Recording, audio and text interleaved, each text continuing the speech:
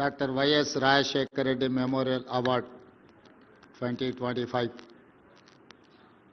ఈ కార్యక్రమాన్ని చేపట్టిన ఈ కార్యక్రమానికి అధ్యక్షత వహించిన మిత్రులు తెలంగాణ కాంగ్రెస్ పార్టీ అధ్యక్షులు మహేష్ కుమార్ గౌడ్ గారు,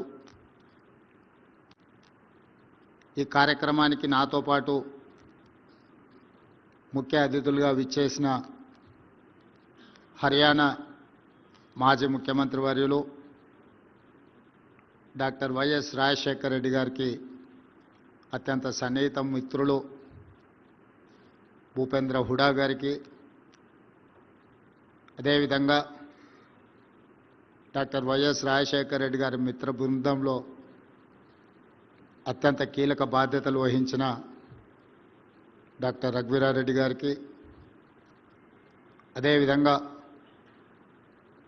వారి అనుచరులుగా వారితో కలిసి పనిచేసినామని గొప్పగా చెప్పుకునే తెలంగాణ ఉప ముఖ్యమంత్రి వర్యులు బట్టి విక్రమార్క గారికి, దుద్దిల్ల శ్రీధర్ బాబు గారికి, అవార్డు గ్రహీతలు సుభాష్ పాలేకర్ గారికి, డాక్టర్ చెదలవాడ సుధ గారికి, డాక్టర్ చెదలవాడ నాగేశ్వరరావు గారికి, అదేవిధంగా వారి అభిమానులు, వారికి నీడగా వారికి ఎప్పుడు అండగా నిలబడుతూ ఓటమిలో తోడుగా గెలుపులో నీడగా నిలబడి ఈనాటికి వారి ఆలోచనలను ఆశయాలను కొనసాగిస్తున్న డాక్టర్ కేవీపీ రామచంద్రరావు గారికి మనస్ఫూర్తిగా నేను అభినందనలు తెలియజేస్తున్నాను. సమకాలీన రాజకీయాలలో అధికారం ఉన్నప్పుడు చాలామంది మిత్రులు వస్తూ ఉంటారు. అధికారం ఎలా మాయమవుతుందో మిత్రులు కూడా ఆ విధంగానే మాయమవుతూనే ఉంటారు. లేదా అవకాశాల కోసం తమ యొక్క లాయల్టీని కూడా మార్చుకుంటూ ఉంటారు. కానీ డాక్టర్ కేవీపీ రామచంద్రరావు గారు చదువుకునే రోజుల నుంచి డాక్టర్ వైఎస్ రాజశేఖర రెడ్డి గారి అకాల వీరమరణం పొందే వరకు తోడుగా నీడగా వారి ఆలోచనలనే అమలు చేస్తూ ఈరోజు కూడా వారి యొక్క ఆలోచనలు కొనసాగించే విధంగా వారు ఏ రైతాంగం కోసం పరితపించినరో, వారు ఏ రైతాంగం వ్యవసాయాన్ని దండగా కాదు వ్యవసాయాన్ని ఒక పండగలా జరుపుకోవాలని ఆలోచన చేసినరో ఆ ఆలోచనల కొనసాగింపుగానే ఈనాడు doctor Y S Rajasekhara Reddy memorial award 2025 వ్యవసాయ రంగంలో ముఖ్యంగా సేంద్రియ వ్యవసాయంలో విశిష్ట సేవలను అందించిన ఈరోజు సుభాష్ పాలేకర్ గారిని, శ్రీమతి సుధా గారిని, నాగేశ్వరరావు గారిని సన్మానించడం ద్వారా రాజశేఖర రెడ్డి గారి యొక్క ఆలోచనను ఆచరణలో కొనసాగించాలని వారు చేస్తున్న ప్రయత్నం ఈరోజు ఈ కార్యక్రమంలో మనందరం కూడా పాల్గొనడం జరిగింది. మిత్రులారా, గతంలో లేదు కానీ నేను ముఖ్యమంత్రిగా బాధ్యతలు చేపట్టిన తర్వాత వారానికి ఒకరో ఇద్దరో కలుస్తూ ఉంటారు. నాకు రాజకీయ అంశాలు ప్రస్తావించిన తర్వాత కాస్త మనం చనువుగా మాట్లాడంగానే నేను నీకు డాక్టర్ కేవీపీ రామచంద్రరావు గారిని అయిపోతానని చెప్తూ ఉంటారు. అంటే అని నేను అడిగితే ఇక నువ్వేం పని చేయాల్సిన పని లేదు, అన్నీ నేనే చూసుకుంటాను అంటే నేను నవ్వి చెప్తా. షర్మిల గారిని వేదిక మీదకి రావాల్సిందిగా నేనే స్వాగతిస్తున్నా. నా కూర్చుందమ్మా, కూర్చోవచ్చు, రండి. అంటే నేను అడిగినప్పుడు ఇక నువ్వేం పని చేయాల్సిన పని లేదు, నేను అన్నీ చూసుకుంటాను. నేను నవ్వి చెప్తా ఉంటాను, ఈ తరానికి ఒకే రాజశేఖర రెడ్డి ఒకే కేవీపీ రామచంద్రరావు ఉంటారు, ఇంకా ప్రత్యామ్నాయం ఎవరు ఉండరు అని. నాకు తెలిసి కేవీపీ రామచంద్రరావు గారు ఊహించిండ్రో ఊహించలేదో నాకు తెలియదు, కానీ చదువుకునే రోజుల్లోనే ఒక మిత్రుడి కోసం తన శక్తినంతా దారపోయాలని నిర్ణయం తీసుకోవడం అనేది ఒక గొప్ప నిర్ణయం.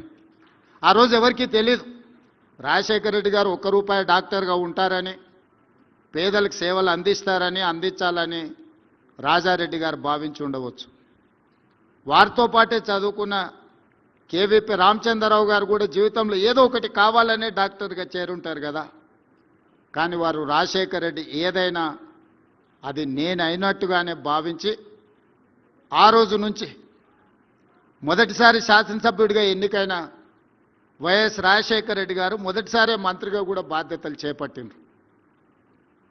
మొదటిసారి వరించిన అదృష్టం 78లో వారు మొదటిసారి ఎమ్మెల్యేగా మారి మంత్రిగా మారిన తర్వాత 2004 వరకు వారు ఎమ్మెల్యేగా ఎంపీగా ఏది గెలిచినా రాష్ట్రంలో కేంద్రంలో కాంగ్రెస్ పార్టీ అధికారంలో ఉన్న వైఎస్ గారికి ఎప్పుడు మంత్రి పదవి వరించలేదు. ఎన్నో కష్టాలను ఒడిదుడుకులను సొంత పార్టీలో సొంత ప్రభుత్వంలో ఎదుర్కొన్న ఆ కష్టాలలో కేవీపీ రామచంద్రరావు గారు వైఎస్ఆర్ గారిని వదిలిపోలే, తోడుగా నిటారుగా నిలబడ్డాడు. రాజశేఖర రెడ్డి గారి చాలా సమస్యల్ని తానే తీసుకొని జరిగిన తప్పిదాలకు తన ఖాతాలో రాసుకొని మంచి పనులు జరిగితే అది డాక్టర్ గారు చేసిండ్రు, మీకు సహాయం అందించిండ్రు అని చెబుతూ 2004 ముఖ్యమంత్రి అయిన తర్వాతనే వైఎస్ఆర్ గారికి డాక్టర్ కేవీపీ రామచంద్రరావు అనే అత్యంత సన్నిహిత మిత్రుడు ఉన్నాడని సమాజానికి అంతా తెలిసింది. కాబట్టి ఈనాడు మాకు చాలామంది కలుస్తూ కేవీపీ కావాలనుకునే వాళ్ళందరికీ వేదిక మీద నుంచి నా సూచన ఒకటే, మీరు ఎప్పటికీ కేవీపీలు కాలేరు, అట్లాంటి ఆలోచనలు కూడా చేయబాకండి. ఒక కేవీపీ కావాలంటే సర్వం త్యాగం చేయగలిగిన త్యాగ గుణం ఉండాలి, అన్ని సమస్యల్ని ఎదుర్కొని నిలబడగలిగిన శక్తి ఉండాలి. అవి ఈ రోజుల్లో ఉన్నట్టుగా నాకైతే ఎవరు కనిపించలే. మొదటి వారం లోపలికి రానిస్తే రెండో వారంలో మనం కాసేపు అలా జరిగి ఇలా పోతే ఆ కుర్చీల్లో కూర్చొని నేను నడుపుతాలే అనే వాళ్ళు ఉన్నారు. ఎందుకంటే నేను అనుభవంతో ఇవన్నీ చెప్తున్నా.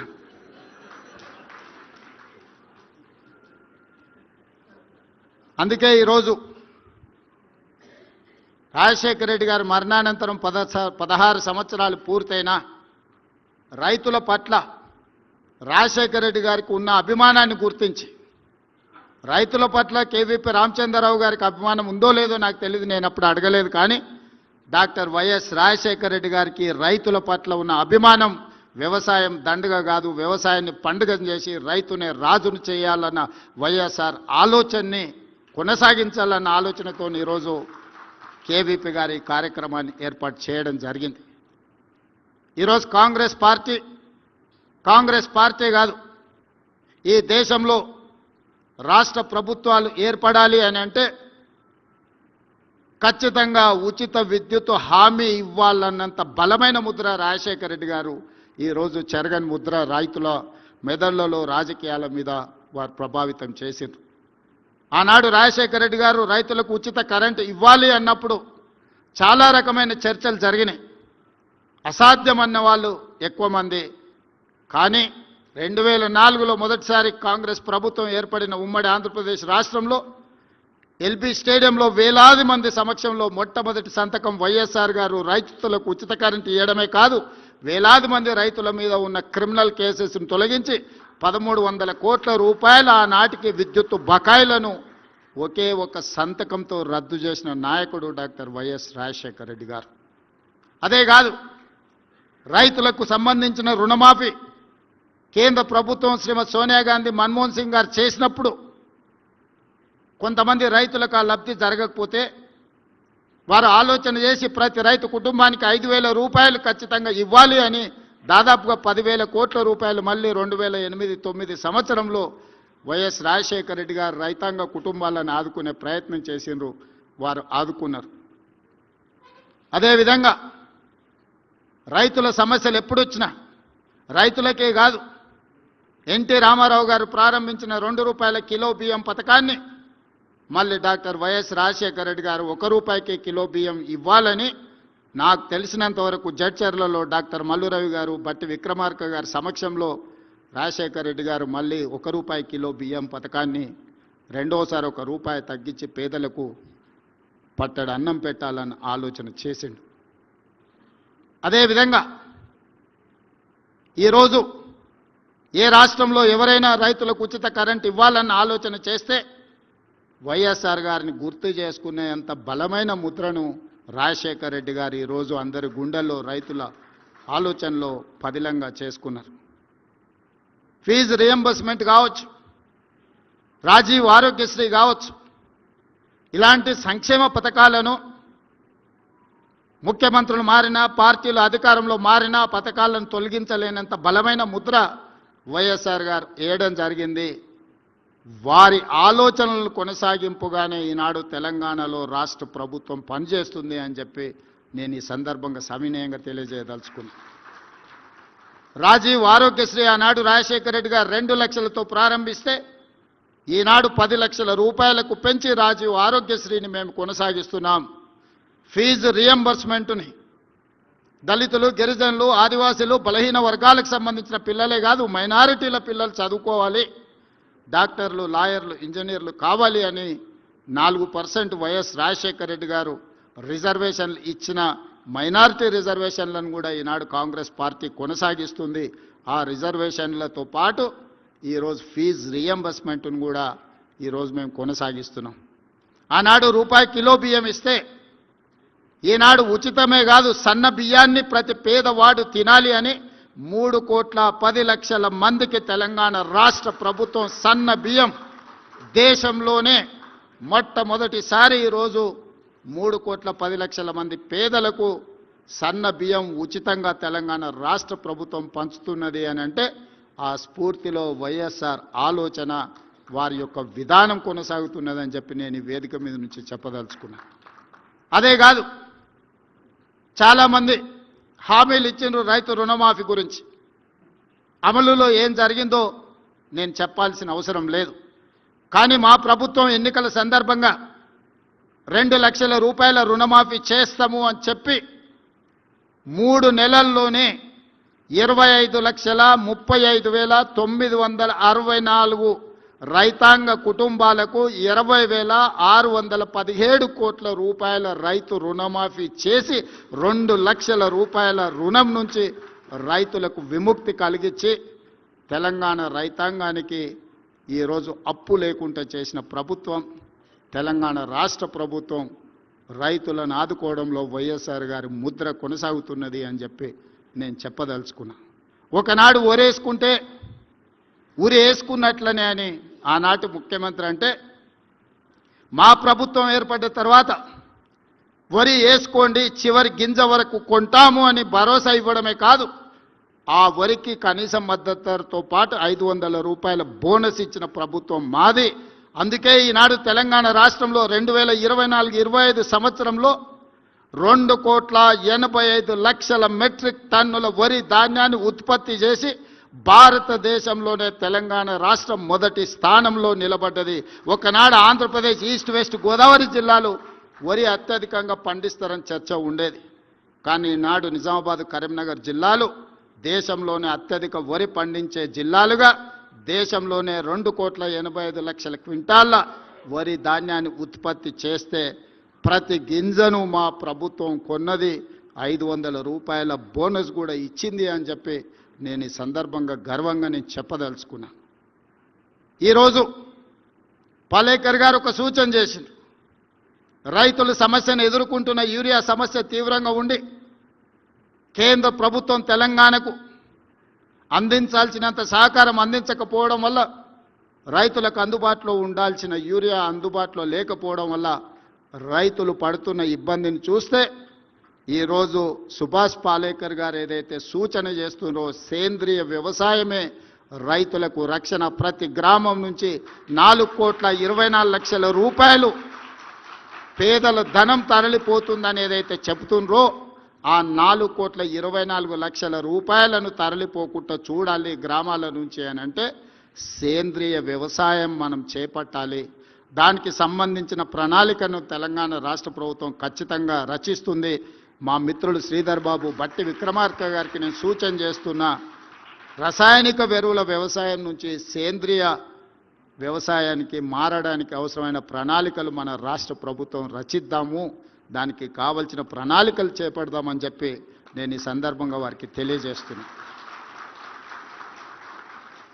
అదేవిధంగా మిత్రులారా, ఆనాడు రాజశేఖర రెడ్డి గారు వ్యవసాయం దండగ కాదు పండుగ చేయాలనుకున్నప్పుడు తెలంగాణ ప్రాంతంలో కరువులు, వలసలు, కాలిపోతున్న ట్రాన్స్ఫార్మర్లు, పేలిపోతున్న మోటార్లు, ఈ బాధ నుంచి రైతాంగాన్ని కాపాడాలి, శాశ్వతంగా ఈ సమస్యకు పరిష్కారం చూపించాలి అని 1975లో ఎస్బి చవాన్, జలగం వెంగళరావు గారు చేసుకున్న ఒప్పందం గోదావరి జలాలను ప్రాణహిత నుంచి మొదలుపెట్టి చేవెళ్ల వరకు తరలించాలని చేసుకున్న ఒప్పందాన్ని 2007-8లో రాజశేఖర రెడ్డి గారు తిరిగి పునఃప్రారంభించి పునర్జీవనం పోయడం జరిగింది.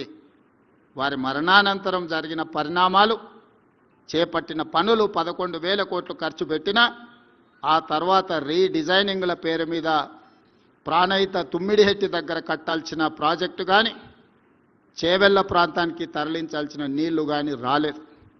మేడిగడ్డ, అన్నారం, సుందిళ్ళ గురించి నేను ఎక్కువ ఇక్కడ మాట్లాడతలుచుకోలేదు, జరుగుతున్న పరిణామాలు మీకు అందరికీ తెలుసు. కానీ ఒక్క మాట ఈ వేదిక మీద నుంచి చెప్పదలుచుకున్నా.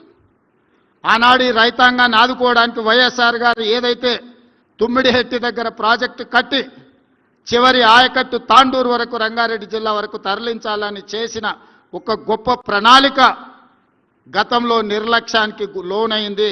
ఈనాడు ఈ వేదిక మీద నుంచి రాజశేఖర రెడ్డి గారి ఆశయాలను కొనసాగించే ప్రభుత్వంగా నేను మాట ఇవ్వదలుచుకున్న, తుమ్మిడిహెట్టి దగ్గర మళ్ళీ ప్రాజెక్టును కడతాం. రంగారెడ్డి జిల్లాలో చేవెళ్ల, వికారాబాద్, పరిగి, తాండూరు, కొడంగల్ కొంత ప్రాంతానికి గోదావరి జలాలను తరలించడం ద్వారా రాజశేఖర రెడ్డి గారి రైతాంగానికి చేయదలుచుకున్న మేలు కొనసాగించాలని ఈరోజు గోదావరి జలాల మీద ప్రాజెక్టును కడతామని చెప్పి నేను ఈ వేదిక మీద నుంచి మీ అందరికీ మనవి చేస్తున్నా. ఇదే కాదు, నల్గొండ జిల్లాలో ఫ్లోరైడ్ వల్ల అక్కడ కుటుంబాలు, అక్కడ పిల్లలు, అక్కడి పరిస్థితులు మీకు అందరికీ తెలుసు. వరల్డ్ హెల్త్ ఆర్గనైజేషన్ ఆనాడు చెప్పింది, ఇక్కడ మనుషులు నివసించలేని పరిస్థితులు వచ్చినాయి, ఈ ప్రాంతం ఎడారిగా మారబోతుంది, ఈ ప్రాంతంలో ప్రజలు బ్రతకలేరు, బ్రతకడము అసాధ్యము అని చెప్పి వరల్డ్ హెల్త్ ఆర్గనైజేషన్ చెప్పి ఈ ఫ్లోరైడ్ మహమ్మారి అక్కడి ప్రజలని, పుట్టే పిల్లల్ని కాళ్ళు వంకర, చేతులు వంకర, నడుము వంకరతో కన్న తల్లిదండ్రులకు బతుకున్నంత కాలం దుఃఖాన్ని, శోకాన్ని అందిస్తున్న సందర్భంలో డాక్టర్ వైఎస్ రాజశేఖర రెడ్డి గారు ఎస్ఎల్బిసి టన్నెల్ ప్రాజెక్టు 2005-6లో ప్రారంభించారు.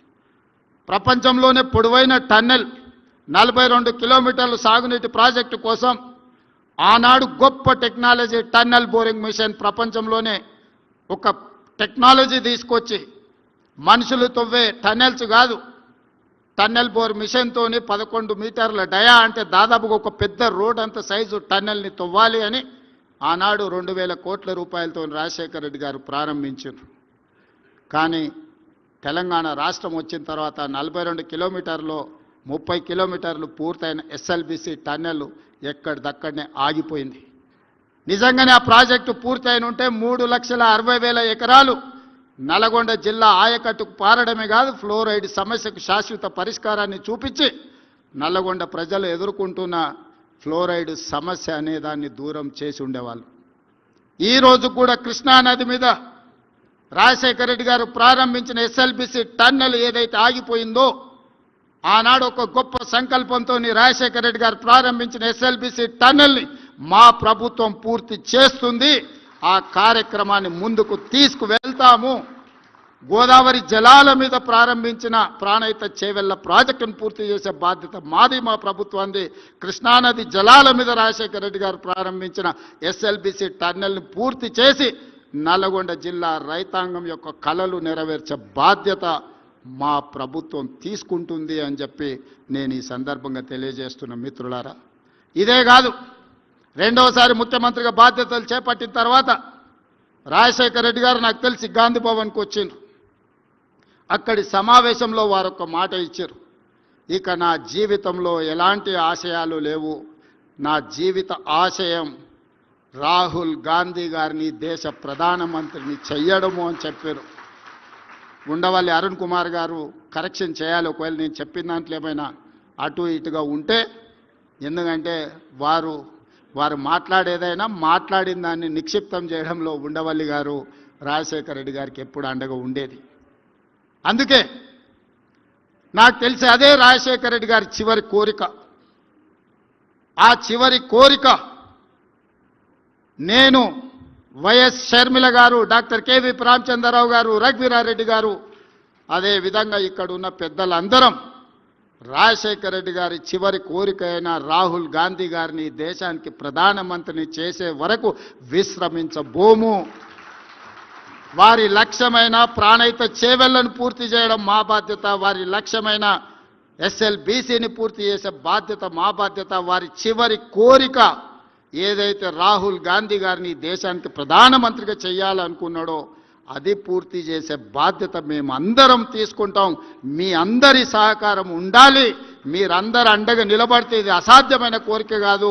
అసాధ్యమైన ఉచిత కరెంటును రాజశేఖర రెడ్డి గారు చేసి చూపించారు. రాజీవ్ ఆరోగ్యశ్రీని అమలు చేసి చూపించారు. ఫీజు రియంబర్స్మెంట్ అమలు చేసి చూపించారు. మైనారిటీలకు 4% రిజర్వేషన్ అమలు చేసి చూపించండు. వారు మరణానంతరం కూడా 16 సంవత్సరాలైన వైఎస్ఆర్ అంటే నిన్ననో మన్ననో మేము కలిసినట్టు జ్ఞాపకాలు. మొట్టమొదటి ఎమ్మెల్యేగా 2009లో అసెంబ్లీలో ప్రతిపక్షం నుంచి బడ్జెట్ మీద నేనే ఇనిషియేట్ చేసిన మొదటి ఎమ్మెల్యేగా చర్చను. ఇప్పటికి కూడా యూట్యూబ్లో ఎక్కడైనా ఉంటుంది, వెతకండి. 2007లో శాసనమండలిలో వారితో సంవాదానికి దిగేది.